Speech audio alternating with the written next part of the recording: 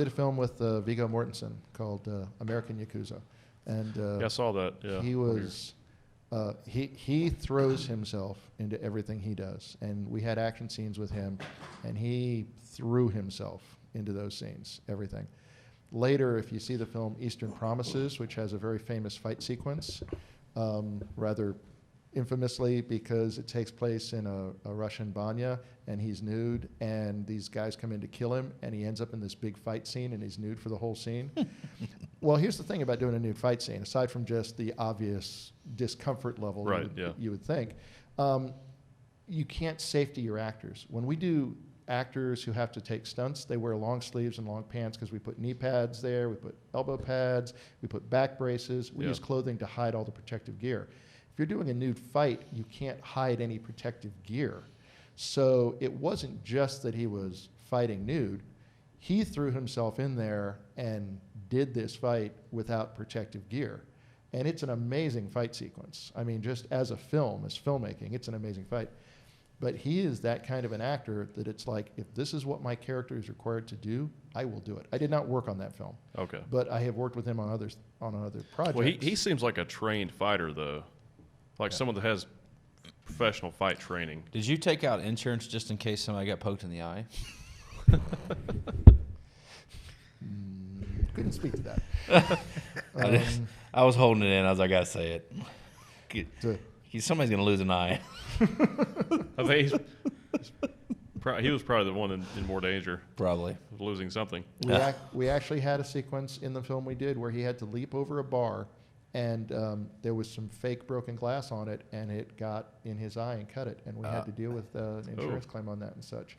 But he wanted to do his stunt, and he did it, and he leapt right over that bar, and he rolled across it, and actually he was supposed to leap over it, but the irony, long time ago, going from memory here, the producers didn't want him to leap over it because they thought it wouldn't be safe. So they had him roll across it, and that's how he got the thing in his eye. So we ended up reshooting it with him leaping over it anyway.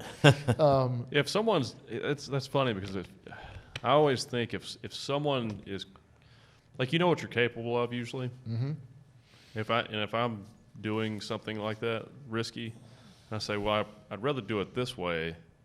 You should probably let them do it that way because that's probably they're probably intuitively doing it the way they know they can do it the best. To the degree that it works for a story and the character, absolutely. Yeah. If we always try to be conscious of that. Well, you always ask an actor, do you feel comfortable doing this? And if not, you substitute out and find a way to do it with a stunt double. Yeah. Most of the time, you have these discussions before you ever get on set. And the actor says, no, I want to do this. No, I want to do that. We were doing the one we just did, Tyrese Gibson. And there's a scene where he's in the midst of a fight sequence, and then he has to throw himself over. The movie takes place in a store, like a big old Walmart. The one-line pitch on this one we joked was, it's Die Hard in a Walmart. And he throws himself over the vegetable things a couple times, and he wanted to do it. And he did. He just flung himself over this whole counter and landed on the floor. We had pads on the other side. So we'd done it twice where we'd had him go over, and then we were like, okay, so he's not going to jump this time. Let's go ahead and remove the pads. And the stunt guy was there. He says, let's just keep him here. If they're not in the way, go ahead and keep him here. And we're doing the scene, and suddenly Tyrese says, I'm going to go for it. And he leapt over the thing again. And thank goodness we had left the pads there.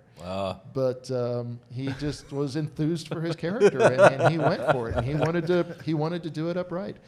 But you discuss these things before you get on set. What are you comfortable doing? What are you not comfortable doing? Right, yeah. And Tyrese Gibson was the kind of guy, he wanted to do it. He wanted to do his stunts. He wanted to be the guy who did that action. And we wanted him to. That's cool. I had a situation or experience where I was on set, and the description in the script was totally different than what was actually on set. No, something changed? I was on a film once and something changed. Which is fine, but no one prepared me. It was just way different, though. It was like I was supposed to walk over this like small, like little mound. It ended up being like this rock wall. And it was like these big, sharp, jagged rocks just piled up in this wall.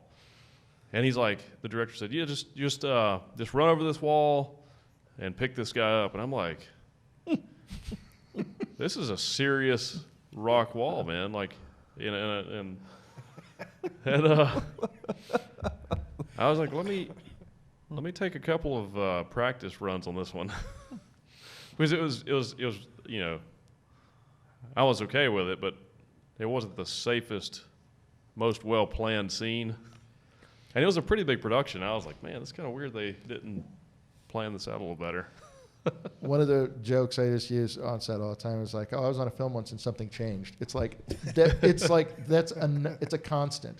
Oh, yeah, 100%. You know, you plan things out, but then you get there and circumstances change. Yeah, but I think they'd already planned for this to be this way. It just wasn't But they hadn't communicated it? communicated, yeah. Shame on them. Yeah.